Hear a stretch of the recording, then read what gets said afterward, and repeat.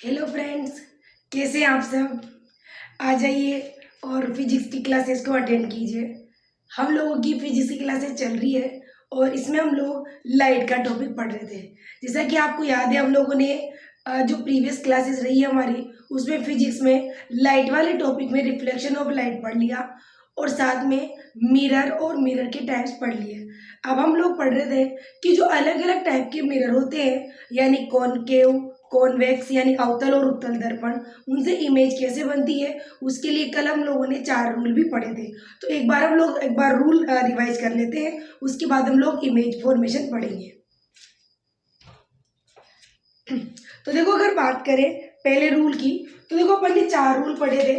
पहला रूल तो आपने ये पढ़ा था कि जो समांतर यानी पैरेलल किरण आती है वो परावर्तन के बाद फोकस से होकर गुजरती है। यानी आपने परावर्तन सॉरी परावर्तन के 4 नियम पढ़े थे। ये चारों नियम जो है वो हमें जब इमेज फॉर्मेशन सीखेंगे यानी प्रतिबिंब बनाना, तो वहां पर इन 4 में से कोई से भी 2 रूल आपको अप्लाई करने होते हैं। तो अपन को वही सीखना है यहाँ पे। तो देखो, 4 रूल थे, जिनमें पहला तो क्या था कि जो प्रकाश की किरण मुख्य अक्ष के समांतर आती है वो परावर्तन के पश्चात फोकस से होकर गुजरती है। अगर दूसरी हम बात करें तो दूसरा इसका जस्ट अपोजिट है, यानी फोकस से आने वाली प्रकाश की किरण परावर्तन के पश्चात मेन एक्सिस यानी मुख्य अक्ष के समांतर लौट जाती है। यानी आएगी फोकस से होकर और टकराने के बाद कहाँ गुजर जाएगी, है मुख्य अक्ष के समांतर गुजर जाएगी। उसके अलावा तीसरे नियम की बात करें तो देखो, तीसरा नियम था कि जो किरण सी से आती है वो पुनः वापस लौट जाती है सी से। मतलब आप ये कह सकते हो कि जिधर से आती है उधर ही वो वापस लौट जाती है।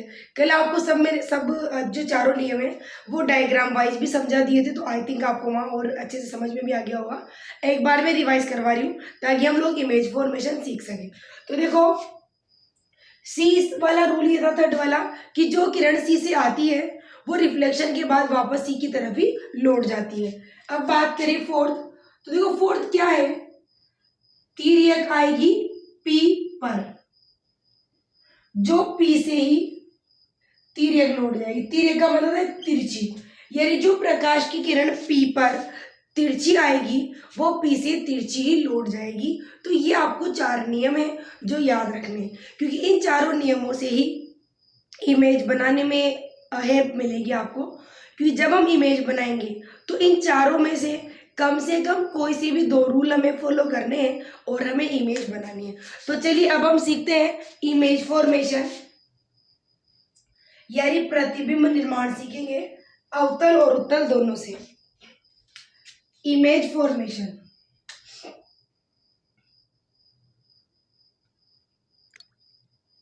इमेज फॉर्मेशन यानी प्रतिबिंब निर्माण। तो प्रतिबिंब निर्माण सीखेंगे हम अवतल दर्पण से भी सीखेंगे और उत्तल दर्पण से भी।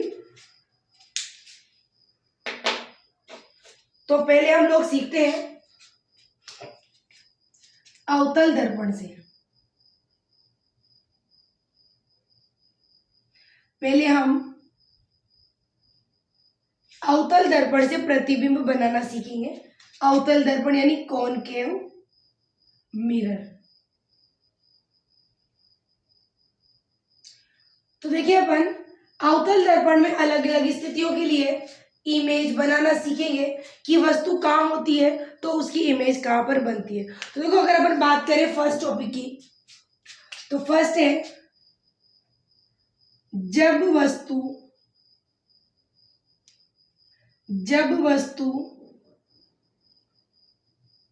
अनंत पर स्थित हो, यानी वस्तु कहाँ है, अनंत यानी एट इन्फिनिटी।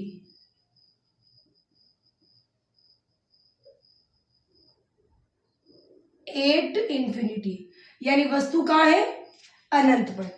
तो देखो पहला केस हम ये पढ़ रहे हैं जिसमें वस्तु कहाँ पर स्थित है, अनंत पर स्थित है। तो हम ये सीखेंगे कि जब वस्तु अनंत पर हो यानी इन्फिनिट पर हो तो वस्तु की इमेज जो है वो कॉनकेव मिरर में किस तरह की बनती है, रियल बनती है, इमेजनरी बनती है, छोटी बनती है, बड़ी बनती है, वो सब हम यहाँ पर सीखने वाले हैं। तो देखिए अपन एक सेकेंड आ रही हूँ मैं, वेट करें।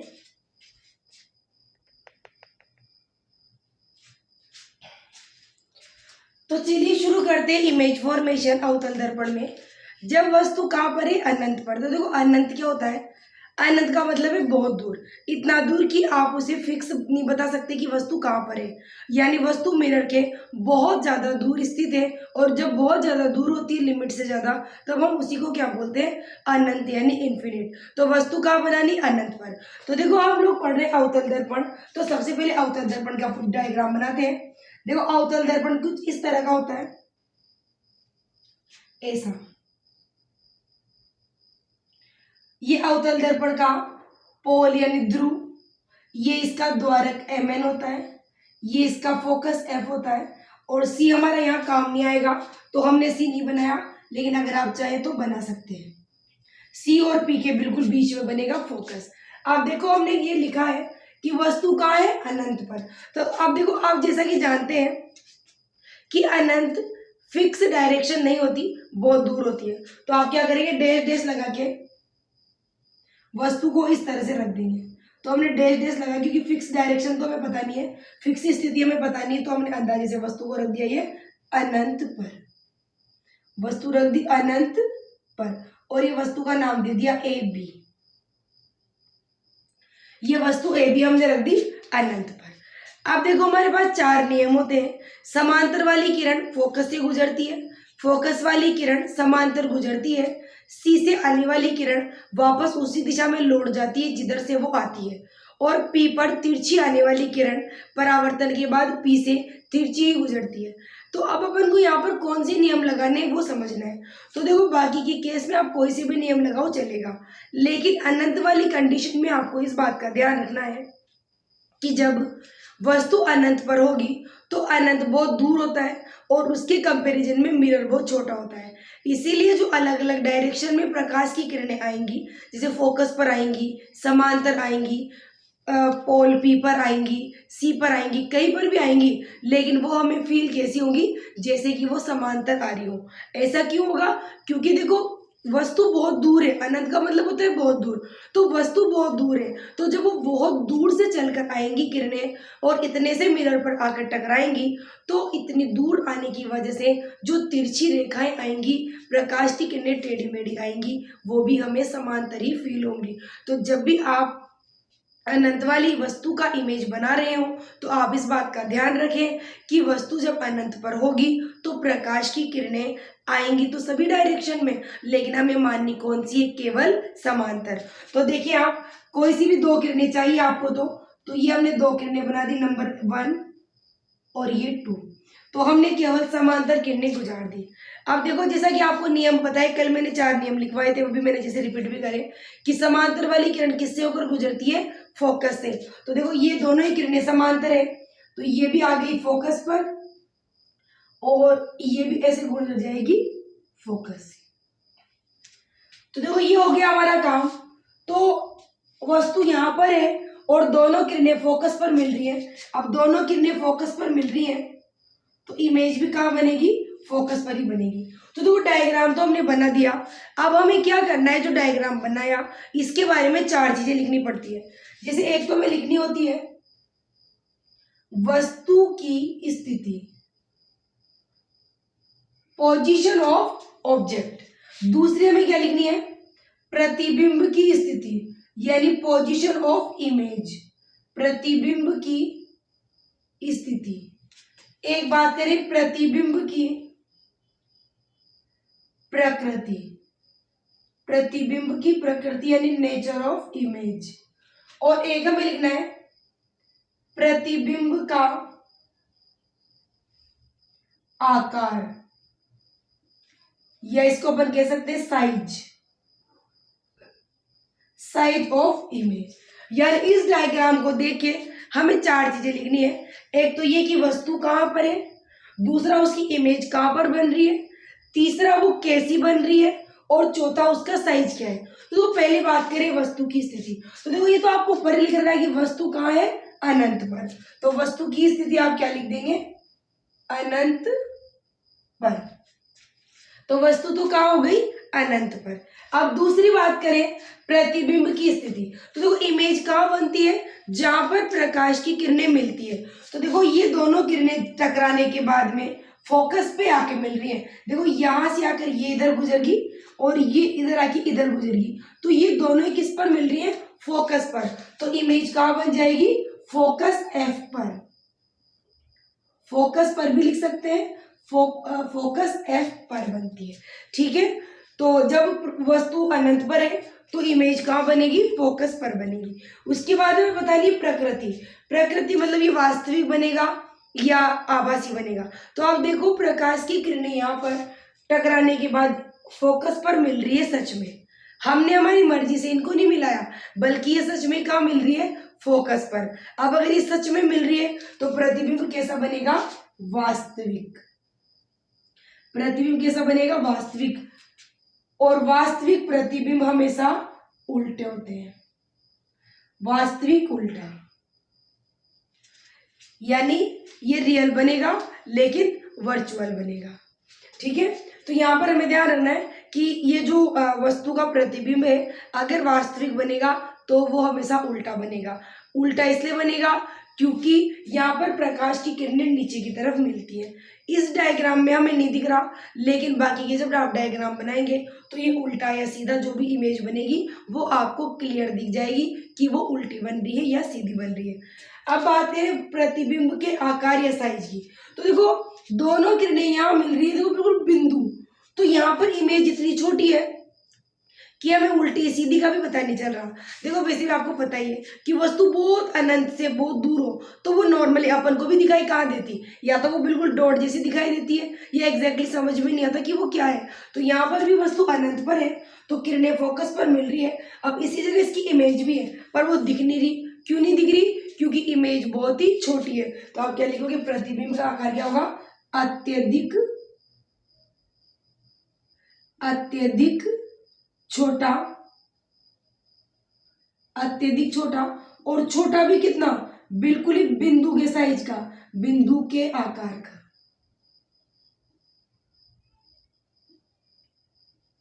ठीक है, यानी हमें प्रत्येक कंडीशन में ये बात का ध्यान रखना है कि वस्तु अलग अलग स्थिति में होगी तो प्रकाश की किरणें जहां पर मिलेंगी वहीं उसकी इमेज बनेगी, और जहां पर वो मिलेंगी वहीं से अपन वस्तु की इमेज को बनाएंगे। तो उसको देखकर आप ये पता लगा सकते हैं कि वो इमेज जो है वो ऑब्जेक्ट से बड़ी बन रही है, बराबर बन रही है या छोटी बन रही है। यहाँ पर तो इतनी छोटी बन रही है कि आपको इमेज दिख तक भी नहीं रही, इसलिए हमने लिखा है अत्यधिक छोटा बिंदु आकार का। चलिए ये हो गई हमारी फर्स्ट स्थिति। अब हम चलते हैं सेकंड स्थिति की तरफ। सेकंड वाली स्थिति देखते हैं। अब देखो वस्तु थोड़ा आगे आ गई तो सेकंड स्थिति क्या हो जाएगी, जब वस्तु अनंत व सी के बीच, इसको आप डायरेक्टली भी कह सकते हैं सी के पीछे, यानी अगर आप यूं नहीं कहें कि अनंत और सी के बीच तो आप इसे यूं भी कह सकते हैं सी के पीछे स्थित हो, यानी वस्तु कहाँ है, सी के पीछे। सी क्या होता है, radius of centre of curvature, यानी वक्रता केंद्र। चलिए शुरू करते हैं इमेज बनाना। कैसे बनेगी इमेज, कहाँ बनेगी, और ये भी मिटा देते हैं चार चीजें क्योंकि ये पहली वाली इमेज के बारे में थी। सेकंड इमेज बनाएंगे उसके बारे में समझेंगे। देखो वस्तु अनंत और सी के बीच है तो सबसे पहले तो हम बनाएंगे मिरर। ये बना लिया हमने मिरर, और ये मिरर का बना लिया आपने मुख्य अक्ष। ये आपके द्वारक MN होता है ये मिरर का, ये पोल P होता है, ये F होता है और ये C। अब देखिए वस्तु हमें कहाँ बनानी है, अनंत और सी के बीच। अनंत तो इधर रहता ही है, सी ये रहा इन दोनों के बीच में, यानी सी के पीछे ये रहा, सी इसके पीछे। तो तो आपको वस्तु को सी के पीछे कहीं भी रख देना है। तो ये सी रहा और ये इसके पीछे, तो हमने रख दिया वस्तु को सी के पीछे और ये मैंने वस्तु का नाम डाल दिया ए बी। ठीक है, तो हमने क्या करा, वस्तु को कहाँ रख दिया, सी के पीछे। अब अपन को इससे कम से कम 2 प्रकाश की किरणें गुजारनी है। तो प्रकाश की किरणें गुजारने के लिए 4 नियम है। समांतर वाली किरण फोकस से गुजरती है, फोकस वाली किरण समांतर गुजरती है, पी वाली किरण तिरछी आती है, तिरछी निकल जाती है, और जो वक्रता केंद्र सी से आती है वो वापस उधर ही लौट जाती है। तो हम कोई से भी 2 नियम लगाते हैं। मान लो पहला नियम है कि समांतर वाली किरण, ये समांतर लाए, किससे गुजरती है, फोकस से, ये गुजर गई फोकस से। तो ये लगा लिया हमने पहला नियम। अब दूसरा नियम हमने क्या पढ़ा है, फोकस से आने वाली किरण समांतर गुजरती है। तो ये रहा फोकस, तो ये वस्तु से आई फोकस पर किरण, तो ये गुजर गई इस तरह से समांतर। तो देखो अब ये दोनों यहाँ मिलेगी, तो ये बन गई इमेज। ये ए बी थी, इमेज का नाम डाल दिया हमने ए डैश बी डैश। बस भाई आपको इमेज वही बनानी है जहां पर कम से कम 2 किरणें आपस में मिलती है। तो ये मिल गई सी और एफ के बीच में, इस जगह मिल रही है, तो ये हमने इमेज बना ली। अब अपन को क्या करना है, इसके बारे में 4 चीजें लिखनी है। तो आराम से लिख सकते हैं, वस्तु की स्थिति, वस्तु तो कहाँ है, अनंत और सी के बीच। भाई ये तो आपको ऑलरेडी दे रखा है, वस्तु कहाँ है, अनंत और सी के बीच। ये आप इसको ऐसे भी लिख सकते हैं, सी के पीछे। आप दोनों में से कुछ भी लिख सकते हैं, या तो अनंत और सी के बीच लिख लो या सी के पीछे लिख दो। अब सेकंड चीज, इमेज कहाँ बन रही है, जो इमेज बन रही है सी और एफ के बीच में। ये सी है, एफ है, ये दोनों के बीच में। तो इमेज कहाँ बनेगी, सी व एफ के बीच, यानी वक्रता केंद्र और फोकस के बीच में बनेगी। अब अपन को बतानी है कि इसका साइज कैसा है, सॉरी नेचर कैसा है, प्रकृति कैसी है। तो देखो ये किरणें रियल में मिल रही है, तो प्रतिबिंब कैसा बनेगा, वास्तविक। वास्तविक, और मैंने जैसा कि बताया कि वास्तविक प्रतिबिंब हमेशा कैसे होते हैं, उल्टे। तो देखो आपको इसमें उल्टा भी दिख जाएगा। पहले वाले में इसलिए नहीं दिख रहा था क्योंकि पहले वाले में इमेज बहुत छोटी थी, पर अब देखो यहाँ पर थोड़ी बड़ी दिख रही है। तो देखो इसका मुंह ऊपर की तरफ है, देखो ऊपर एरो, और इसका एरो नीचे की तरफ आ रहा है, तो ऑब्वियसली ये उल्टी इमेज है। तो रियल इमेज हमेशा उल्टी होती है। ये किरणें सच में मिल रही है, इसीलिए ये वास्तविक बन रहा है, और वास्तविक प्रतिबिंब आपको उल्टे दिख भी रहा है और उल्टा होता भी है, ये आपको याद भी रखना है। बाकी इसमें दिख ही रहा है तो आपको रटने की कोई जरूरत नहीं है, डायरेक्टली आप समझ भी सकते हैं कि इमेज कैसी बन रही है, उल्टी बन रही है। उसके बाद आकार की बात करें तो देखो ये इमेज, ये तो है ऑब्जेक्ट और ये इमेज, तो इसकी जो इमेज है वो इससे छोटी बन रही है, तो आप क्या लिख लेंगे, वस्तु से छोटा।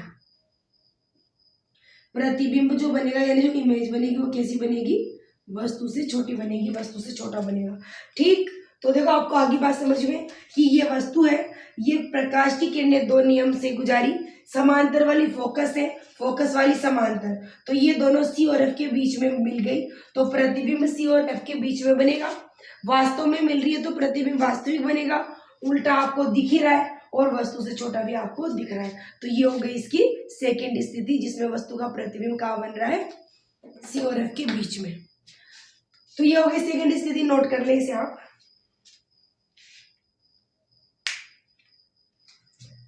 चलो इसके बाद चलते हैं थर्ड। अब वस्तु आएगी सी पर, इसको मिटा देते हैं पूरा। अब हम पढ़ेंगे थर्ड वाली स्थिति के लिए।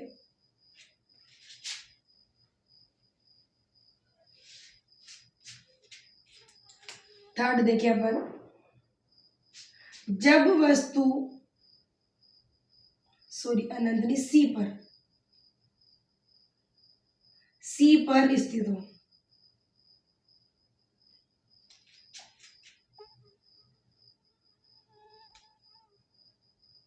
जब वस्तु कहाँ हो, सी पर। तो देखिए जब वस्तु सी पर है तो अपन इसको बनाते हैं। सबसे पहले बना लेंगे मिरर, ये बना लिया हमने मिरर। मिरर बनाने के बाद सबसे पहला काम, बीचों बीच मेन एक्सिस बना दो, नाम डाल दो mn द्वारक का, और ये P F C। तो ये बना दिया हमने। अब देखो हमें वस्तु कहाँ रखनी है, सी पर, यानी वक्रता केंद्र पर। तो देखो ये रहा सी, ये रख दी हमने वस्तु। अब हमारे पास 4 रूल है। समांतर वाली किरण फोकस से गुजरती है, फोकस वाली किरण समांतर गुजरती है। तो कोई सा भी लगा लो। पहले आप लगा लिया समांतर वाली किरण फोकस से गुजरती है, तो ये गुजर गई फोकस से। थोड़ा सा सीधे बना लेंगे इसको।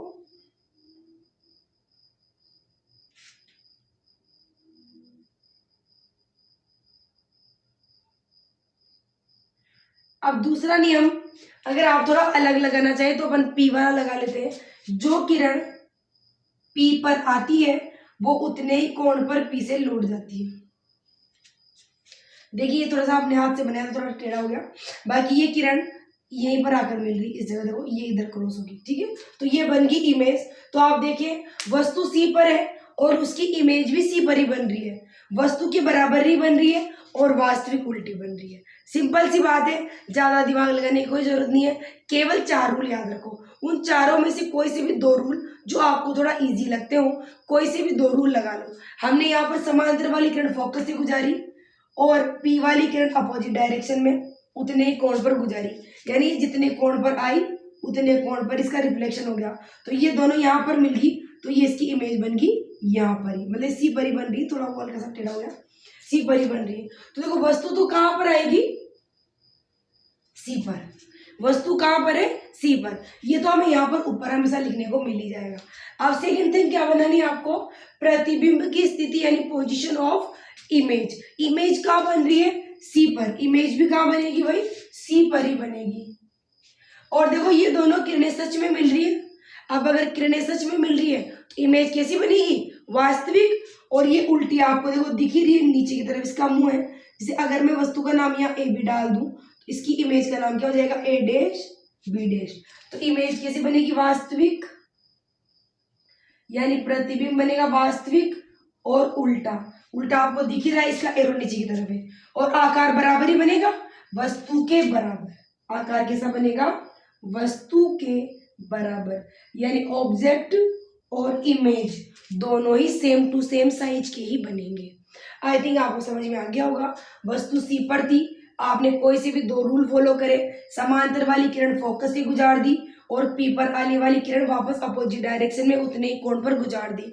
दोनों जहां मिले वहां इमेज बन गई। तो वस्तु के बराबर ही बन रही है इमेज, सी पर ही बन रही है और वास्तविक उल्टी बन रही है। तो आई थिंक आपको समझ में आ गया होगा। अब चलते हैं हम इसके 4th वाले पॉइंट पर, जिसमें हम पढ़ेंगे वस्तु। अब वस्तु थोड़ा आगे आ जाएगी, सी व एफ के बीच। अब वस्तु कहाँ आ गई, सी और एफ के बीच आ गई। तो चलिए सी और एफ के बीच वाली स्थिति की बात करें। इसको मिटा देती हूँ, आई थिंक आपने बना लिया होगा।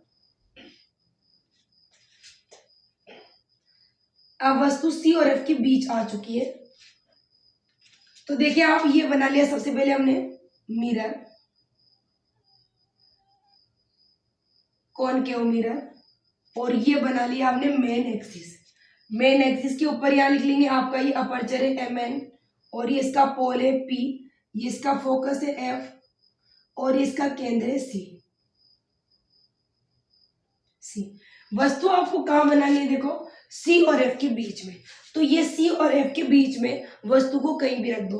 तो देखो ये सी और एफ के बीच हमने रख दी वस्तु को इस तरह से। ये वस्तु का नाम डाल दें ए बी, चाहो तो नीचे डालो, कोई दिक्कत नहीं, यहाँ लिख दो ए बी। या हमने वस्तु लिख दी ए बी, बना दी सी और एफ के बीच में। अब अपन को क्या करना है, कोई से भी 2 नियम लगाने हैं। जैसे कि मान लो समांतर वाली किरण फोकस से गुजरती है,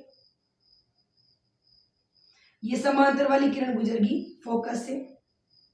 उसके बाद दूसरा नियम क्या है, चाहो तो पी वाला लगा लो, चाहो तो फोकस वाला लगा लो। फोकस वाली किरण मुख्य अक्ष के समांतर, ये देखो यहां पर मिल गई इस जगह, ये ए डैश बी डैश, ये इमेज बन गई। ठीक है, थोड़ी सी लाइन तिरछी हो रही है, खेत कोई बात नहीं। तो देखो वस्तु तो सी और एफ के बीच थी, हमने 2 नियम लगाए। समांतर वाली किरण फोकस से गुजरती है और फोकस वाली किरण समांतर गुजरती है, दोनों इस पॉइंट पर आकर मिले तो यहाँ वस्तु की इमेज बना दी, ए डैश बी डैश इसका नाम दे दिया। तो देखो अब अपन चार चीजें इस डायग्राम को देख के आराम से लिख सकते हैं। एक तो वस्तु की स्थिति, तो वस्तु कहाँ पर है, सी और एफ के बीच, तो इसमें आ जाएगा सी व एफ के बीच, वस्तु कहां पर आ जाएगी, सी और एफ के बीच। अब उसके बाद इमेज कहां बन रही है, देखो ये रहा सी और ये सी के पीछे बन रही है, तो आप क्या लिख दोगे, प्रतिबिंब में सी के पीछे। देखो यहाँ कई बार परे भी लिखा जाता है, परे का मतलब भी पीछे होता है, तो इमेज कहाँ बन रही है, सी के पीछे, यानी जो सेंटर ऑफ कर्वेचर होता है उसके पीछे इमेज बन रही है। प्रकृति, देखो ये वास्तव में मिल ही रही है किरणें, तो वास्तविक बनेगा। और दूसरी बात, ये दोनों उल्टा भी बन रहा है, देखो इसका मुंह नीचे की तरफ हो रहा है, तो ये इमेज कैसी बन जाएगी, वास्तविक उल्टी, तो प्रतिबिंब लिख देंगे वास्तविक उल्टा, इमेज कैसी बन जाएगी, वास्तविक उल्टी। और साइज की बात करें तो देखो ये रही वस्तु ऑब्जेक्ट और ये इसकी इमेज, तो ऑब्जेक्ट से बड़ी दिख रही इमेज, तो आप यहां लिख देंगे वस्तु से बड़ा,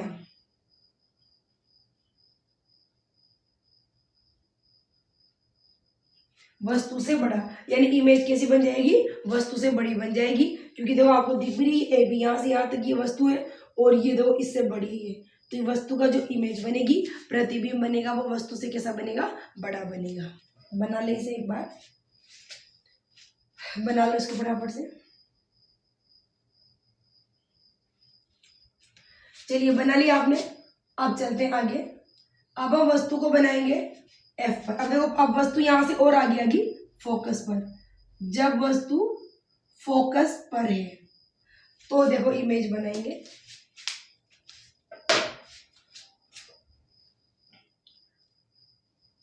देखो यहाँ पर वस्तु पहले अनंत पे थी, फिर सी के पीछे आई, फिर सी पर आई, फिर सी और एफ के बीच आई, अब वो एफ पर आ गई, यानी धीरे धीरे वस्तु मिरर के पास आती जा रही है, वैसे वैसे उसकी इमेज बड़ी होती जा रही है। तो फोकस पर बनाएंगे वस्तु को, ये बना लिया हमने मिरर, मिरर बनाने के बाद ये हमने पी बना लिया, इसका अपर्चर एम एन बना लिया, ये यहाँ पर इसका फोकस एफ और यहाँ पर बना देते हैं सी। चलिए अब देखो ये हमने पॉइंट्स बना लिए, अब हमें वस्तु को यानी ऑब्जेक्ट को कहाँ से सिचुएटेड करना है, एफ यानी फोकस पर, तो ये बना दी हमने वस्तु इस तरह से, यहाँ पर फोकस, इसका नाम डाल दे ए बी। अब आपके पास चार में से कोई से भी दो नियम आप लगा सकते हैं, जैसे आप चाहे तो पहला लगा लो समांतर वाली किरण, क्योंकि सबसे इजी पड़ता है इसलिए हम इसको बार बार लगा रहे हैं। समांतर वाली किरण फोकस से गुजरती है, तो ये समांतर वाली किरण किससे होकर गुजरगी, फोकस से। दूसरा चाहे तो अपन पी का लगा लें, जितने कोण पर आती है उतने ही कोण पर जाती है, ठीक है, यानी यहां से जितने एंगल पर आएगी उतने ही एंगल पर लौट जाएगी। तो देखो आप इसे बढ़ाओगे तो कहीं ना कहीं बहुत दूर जाकर मिलेगी, और बहुत दूर का मतलब हम क्या समझेंगे, अनंत। इमेज बन गई ए डैश बी डैश, लेकिन ये अनंत पर बनेगी, बहुत ज्यादा दूर बन रही है और बहुत ज्यादा बड़ी भी बन रही है। तो ये बन गई इमेज, डैश डैश पे बढ़ाते जाओगे तो कहीं ना कहीं मिल ही जाएगी और वहां पर बन जाएगी वस्तु की इमेज। तो देखो हमें क्या बताना है, वस्तु की स्थिति, तो वस्तु तो कहां पर है, फोकस एफ पर, तो ये वस्तु बना दी हमने फोकस एफ पर। उसके बाद प्रतिबिंब कहाँ बन रहा है, तो देखो ये किरणें बहुत दूर जाके मिल रही है, और बहुत दूर का मतलब कहाँ मिल रही है, अनंत पर, बहुत दूर का मतलब कहाँ मिल रही है, अनंत पर, तो इसकी इमेज कहाँ बन जाएगी, अनंत पर। तो यहाँ पर लिख लेंगे ये अनंत पर। उसके बाद प्रकृति वही वास्तविक उल्टा की, तो रियल में मिल रही है, अनंत में मिल रही है पर मिल सच में रही है, तो वास्तविक और उल्टा आपको दिख ही रहा है, तो आप लिख देंगे इमेज कैसी बनेगी, वास्तविक उल्टा। ये इमेज कैसी बनेगी, वास्तविक उल्टी बनेगी। अब उसके बाद साइज की बात करें तो बहुत बड़ा दिख रहा है आपको, दिख ही रहा है आपको बहुत बड़ा, तो आप लिखेंगे अत्यधिक बड़ा। भाई वस्तु से बड़ा तो है पर बहुत ज्यादा बड़ा है, तो कैसा बन जाएगा, अत्यधिक बड़ा। ठीक है, यानी जब वस्तु फोकस पर स्थित है तो उसका प्रतिबिंब यानी उसकी इमेज कहाँ बनेगी, अनंत पर बनेगी, वास्तविक उल्टी बनेगी और बहुत ज्यादा बड़ी बनेगी। आई थिंक ये हमारा कंप्लीट हो गया। अब हम इसके बाद चलेंगे 5th वाले पॉइंट पर, 6 वाले, सॉरी आप बना लो इतनी देर में, इसको मैं टॉपिक डाल देती हूँ। अब वस्तु अनंत व P के बीच है। चलिए बना लिया आपने ये, चलो रफ कर देते हैं हम इसको। कॉनकेव में 6 स्थितियां आती है, तो ये 6ठी स्थिति है। उसके बाद हम लोग कॉन्वेक्स पढ़ेंगे। कॉन्वेक्स में केवल 2 स्थितियां पढ़नी है, तो ये आज सारी स्थितियां अपन खत्म कर लेंगे। चलो देखते हैं। देखो वस्तु कहाँ है, अनंत और P के बीच।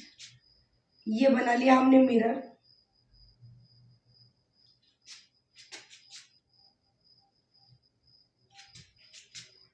ये बना लिया हमने मिरर।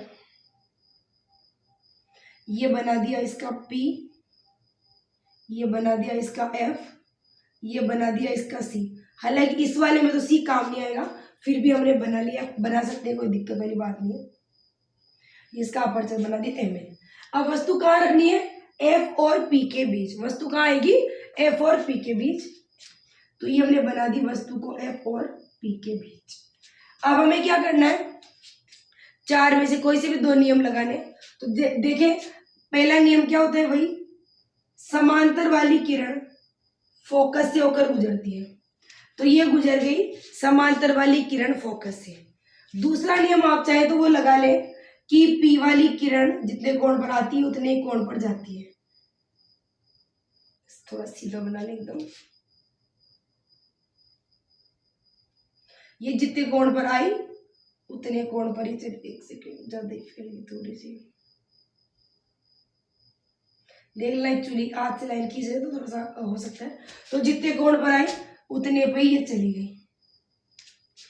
अब देखो इन किरणों को अगर आप आगे बढ़ाओगे तो देखो ये जैसे जैसे दूर आ रही है वैसे वैसे फैल रही है, यानी जो किरणें फैल रही है आप उनके बारे में तो जानते ही कि वो किरणें आपस में कभी भी नहीं मिलती। जितनी वो आगे जाएंगी उनके बीच की डिस्टेंस बढ़ती ही जाएगी। तो ऐसी किरणें किसी भी पॉइंट पर सच में नहीं मिल सकती।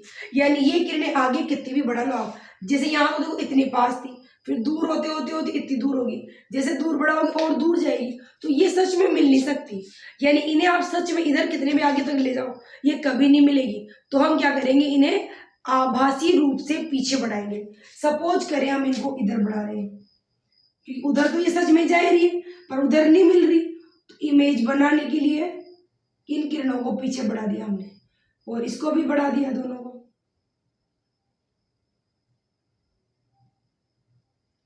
तो देखिए ये बढ़ाने पर इस जगह मिल गई। तो ये वस्तु थी ए बी, ये इसकी इमेज होगी ए डैश बी डैश। ठीक है, तो हमने क्या करा, देखो वस्तु को एफ और पी के बीच रख दिया और 2 नियम फॉलो किए। समांतर वाली किरण फोकस से होकर गुजर रही है और पी वाली किरण जितने कोण पर आ रही है उतने ही कोण से रिफ्लेक्टेड हो रही है। तो ये दोनों किरणें जब रिफ्लेक्शन की बात इधर आई तो ये फैल गई। अब अपन को पता है कि फैलने वाली किरणें सच में कभी भी नहीं मिल सकती, इसीलिए हमने इन्हें क्या करा, अपोजिट डायरेक्शन में बढ़ा दिया। तो ये जिधर मिली वहीं पर इसकी इमेज बना दी। अब अपन को 4 चीजें लिखनी है। तो पहले तो वस्तु की स्थिति, तो वो तो यहाँ दे रखी, वस्तु कहाँ रखी आपने, एफ और पी के बीच में। तो इसकी स्थिति लिख देंगे एफ व पी के बीच, यानी पोल और फोकस के बीच। इमेज कहाँ बन रही है, देखो आगे तो कहीं बन नहीं रही, पीछे बन रही है। तो आप यहाँ लिख देंगे दर्पण के पीछे, यानी मिरर के पीछे। इमेज कहाँ बनेगी, दर्पण के पीछे। और प्रकृति कैसी होगी, आभासी होगा कि वास्तविक होगा, आभासी होगा, क्योंकि देखो ये किरणें तो सच में इधर आ रही थी, इधर तो मिली ही नहीं। आपने जानबूझकर ऐसा किया कि माना कि उधर बढ़ेंगी तो वहां मिल जाएगी, तो ये सच में नहीं मिल रही, हमने इनको काल्पनिक रूप से मिलाया है, तो ये हो जाएगा आभासी। क्योंकि किरणें सच में नहीं मिल रही, फैल रही है, आपने अपनी मर्जी से इनको बढ़ाया है इधर, और देखो ये सीधा दिख रहा है, इसका मुंह ऊपर है, तो ये हो जाएगा आभासी सीधा।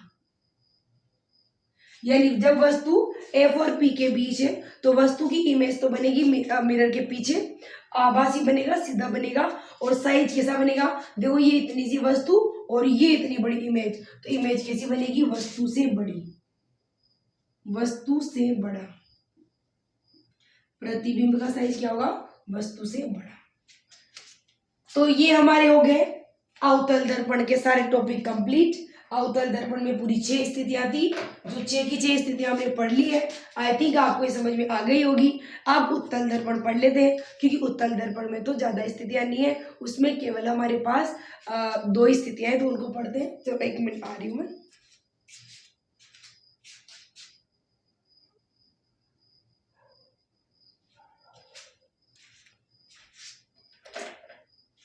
चलिए अब हम चलते हैं नेक्स्ट उत्तल दर्पण की तरफ। उत्तल दर्पण से इमेज फॉर्मेशन पढ़ेंगे। इसमें केवल 2 ही नियम है, सॉरी 2 स्थितियां आएगी। कॉन्वेक्स मिरर,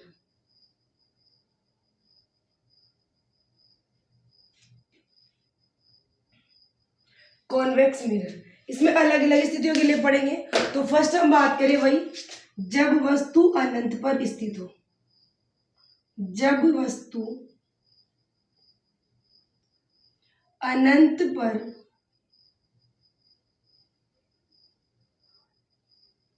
स्थित हो। तो चलते हैं अब पढ़ते हैं, बनाते हैं इसकी इमेज। अब देखो मिरर जो है वो उत्तल दर्पण यानी कॉन्वेक्स मिरर है, और वस्तु कहाँ रखनी है हमें, अनंत पर। तो सबसे पहले कॉन्वेक्स मिरर बनाएंगे। तो देखो कॉन्वेक्स मिरर का मुंह जो है वो इधर होगा, तो ये आप कंफ्यूज ना हो, कॉन्वेक्स का मुंह इधर की तरफ होता है, पीछे की तरफ। और ये बना लिया हमने मेन एक्सिस, ये इसका अपर्चर mn, ये इसका पोल p, ये इसका फोकस f। चलिए अब देखो पहली कंडीशन क्या है, वस्तु कहाँ रखनी है हमें, अनंत पर। जैसा कि हमने थोड़ी देर पहले डिस्कस किया कि अनंत कोई फिक्स जगह नहीं होती, तो थोड़ा सा डैश डैश करके इसको इस तरह से आगे डैश डैश बना के और वस्तु को रख देंगे हम यहाँ पर। तो माना कि ये वस्तु रख दी हमने अनंत पर, वस्तु का नाम डाल दे ए बी, और ये कहाँ रखी आपने, अनंत पर। तो आपने अनंत पर रख दी वस्तु। अब जैसा कि मैंने अभी थोड़ी देर पहले आपको समझाया था कि अनंत वाली वस्तु बहुत दूर होती है, क्योंकि अनंत कहते ही उसी को है जो बहुत दूर हो, यानी कोई फिक्स डायरेक्शन नहीं है, सॉरी फिक्स डिस्टेंस नहीं है कि कितनी दूर है। तो अनंत को बनाने के लिए हम क्या करेंगे, डैश डैश में बना लेंगे। अब क्योंकि अनंत बहुत दूर है, तो उससे आने वाली किरणें, जैसा कि मैंने थोड़ी देर पहले ही आपको एक्सप्लेन किया था जब आपने कॉनकेव मिरर पढ़ा था, कि वो आएंगी तो सभी डायरेक्शन में, लेकिन बहुत दूर से आने की वजह से एक छोटे से मिरर के कंपैरिजन में सारी हमें कैसी फील होंगी, जैसे कि वो समांतर आ रही हो। इसीलिए अनंत वाली स्थिति में हमें हमेशा समांतर किरणें ही लेनी है। यानी जब वस्तु अनंत पर हो तो वो कोई सा भी मिरर या कोई सा भी लेंस हो, हमें हमेशा समांतर प्रकाश की किरणें ही यूज करनी है। इसका सबसे बड़ा वन एंड ओनली रीजन यही है कि अनंत बहुत दूर होता है, और उसके कंपैरिजन में लेंस हो या मिरर हो वो बहुत ही छोटा होता है। इसीलिए दूर से आने वाली किरणें भले ही वो फोकस पर भी आएंगी, समांतर भी आएंगी, पी पर भी आएंगी, सी पर भी आएंगी, पर वो हमें फील ऐसी होंगी जैसे कि वो समांतर ही आ रही हो। इसीलिए किरणें हमेशा समांतर ही गुजारेंगे। आपको प्रतिबिंब बनाने के लिए यानी इमेज बनाने के लिए कम से कम 2 किरणें चाहिए होती है। तो कोई सी भी 2 किरणें निकाल लो समांतर। तो ये हम निकाल लेते हैं समांतर किरण। ये फर्स्ट, थोड़ा सीधा कर लेते हैं ड्रॉ इसको, और ये इस तरह से। तो आपको याद ही है कि समांतर वाली किरण किससे गुजरती है, फोकस से। लेकिन देखो इसका फोकस तो पीछे, और ये चीज मैंने आपको बहुत पहले भी बताई है कि मिरर में प्रकाश की किरणें पीछे नहीं जा सकती रियल में, क्योंकि मिरर में अगर किरणें पीछे जाती तो मिरर में हम आर पार देख ही लेते, पर मिरर में हमें आर पार इसीलिए नहीं दिखता क्योंकि उसमें किरणें आर पार नहीं जाती। इसीलिए इसका फोकस भले ही पीछे है। और नियम आपने ये पढ़ा है कि प्रकाश की किरणें जो समांतर आती हैं वो फोकस से जाकर मिलती है, तो यहाँ ये फोकस से मिलेंगी जरूर, पर ये सच में नहीं मिलेंगी, आभासी रूप से मिलेंगी। डैश डैश बना लेंगे इसलिए, क्योंकि सच में इधर नहीं आ सकती किरणें। तो सच में इधर नहीं आ सकती तो फिर कहाँ जाती है? सच में ये क्या करती है? इधर फैल जाती है। ये तो इधर फैल जाएगी और ये वाली ऐसे उधर फैल जाएगी। यानी जो कॉन्वेक्स मिरर होता है, जब उसमें समांतर प्रकाश की किरणें टकराती है तो वैसे तो वो फैल जाती है, जैसे ये वाली टकरा के इधर फैल गई और ये वाली टकरा के इधर फैल गई। लेकिन जब आप इन्हें अपोजिट डायरेक्शन में बढ़ाओगे तो बढ़ाने पर ये किस पर आकर मिलेंगी? फोकस पर मिलेंगी। और आपको पता है कि जहाँ पर किरणें मिलती है, चाहे वो रियल में मिलो चाहे वो इमेजनरी मिलो, पर वहीं पर वस्तु का प्रतिबिंब बनता है। तो यहाँ पर प्रतिबिंब फोकस पर ही बन जाएगा। तो अब देखो अपन को चार चीजें लिखनी है। वस्तु की स्थिति, तो वस्तु कहाँ पर स्थित है? अनंत पर। तो वस्तु की स्थिति के लिए तो लिख देंगे अनंत पर, यानी वस्तु कहाँ पर स्थित है? अनंत पर स्थित है। उसके बाद प्रतिबिंब की स्थिति, तो देखो जैसा कि मैंने बताया कि प्रकाश की किरणें सच में मिले या इमेजिनरी मिलाई जाए, पर वो जहां पर भी मिलती है वहीं पर वस्तु का प्रतिबिंब बन जाता है। तो यहाँ पर ये दोनों किरणें फोकस पर मिल रही है, इसीलिए इसकी इमेज कहाँ बन जाएगी? फोकस एफ पर। फोकस एफ पर। अब नेक्स्ट हम बात करें प्रकृति यानी नेचर कैसा रहेगा। तो नेचर में आपको यही बताना है कि वास्तविक बनेगा या आभासी। तो आप देखो यहाँ पर ये किरणें जो आई वो मिरर से टकराकर इधर फैल गई, ये किरणें आई वो भी इधर फैल गई, तो ये रियल में तो मिल ही नहीं रही। जब आभासी रूप से आपने इनको पीछे बढ़ाया तब ये फोकस पर मिली। तो यानी ये सच में तो नहीं मिल रही, क्योंकि सच में तो ये फैल रही है। यानी आपने खुद ने जानबूझकर कहीं ना कहीं इमेज बनाने के लिए इनको मिलाया है, इसीलिए ये आभासी इमेज होगी। तो हम लिख देंगे प्रतिबिंब कैसा होगा? आभासी। और जैसा कि मैंने थोड़ी देर पहले एक्सप्लेन किया कि आभासी प्रतिबिंब कैसा होता है? हमेशा सीधा। इसमें भी सीधा ही है, पर इसमें बिल्कुल ही छोटा है ना, इसलिए आपको दिखाई नहीं दे रहा। क्योंकि जब भी वस्तु अनंत पर होती है तो अनंत बहुत दूर होता है, इसीलिए वस्तु बिल्कुल ही छोटी सी दिखती है। इसीलिए इसका आकार कैसा हो जाएगा? अत्यधिक छोटा। अत्यधिक छोटा। और छोटा भी कितना? बिल्कुल ही बिंदु के जैसा, बिंदु आकार का। बिंदु आकार। तो देखो जब वस्तु अनंत पर है तो समांतर आने वाली प्रकाश की किरणें मिरर से टकरा के फैल जाएंगी, तो ये सच में नहीं मिलेंगी। लेकिन जब आप इन्हें आभासी रूप से पीछे बढ़ाओगे तो ये फोकस पर मिलेगी।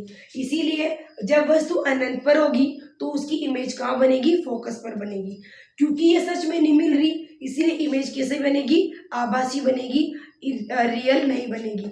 और आभासी इमेज हमेशा कैसी होती है? वर्चुअल होती है, सीधी होती है।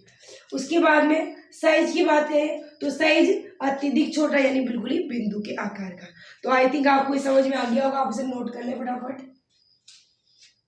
उसके बाद इसके सेकंड वाले पॉइंट की तरफ चलेंगे, आप इसको नोट कर लो। इसलिए हम ये टॉपिक डाल देते हैं दूसरा वाला, वस्तु अनंत व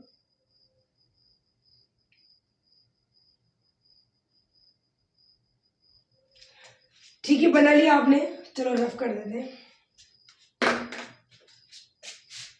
अब देखो हम दूसरी स्थिति पढ़ेंगे, इसमें दो स्थितियां हैं। एक तो वस्तु अनंत पर हो, जो हमने देख लिया अनंत पर होती है, तो वस्तु का प्रतिबिंब फोकस पर बनता है, आभासी सीधा बनता है, और अत्यधिक छोटा यानी बिल्कुल ही बिंदु के आकार का बनता है। अब हम इसकी दूसरी स्थिति पर विचार करेंगे, यानी अब वस्तु कहाँ पर रखनी है हमें? अनंत व पी के बीच। तो वस्तु को कहाँ रख देंगे? अनंत और पी के बीच। तो सबसे पहले हम बना लेते हैं कॉन्वेक्स मिरर, थोड़ा सा फैला के बना लेते हैं। ये बन गया हमारा कॉन्वेक्स मिरर। ये कॉन्वेक्स मिरर का अपर्चर mn हो गया।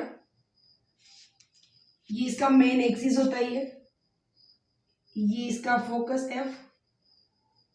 इधर का ज्यादा काम नहीं आएगा तो हमने हटा दिया, c काम नहीं आएगा तो बनाया नहीं। ये p।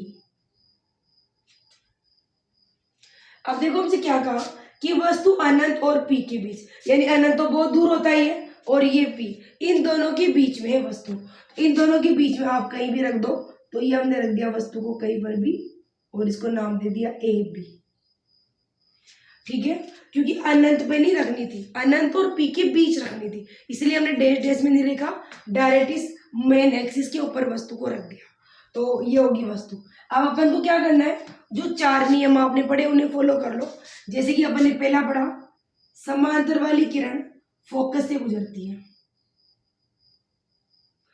अब इसमें तो आपको पता ही है कि फोकस पर आभासी रूप से गुजरती है, क्योंकि रियल में तो ये फैलती है,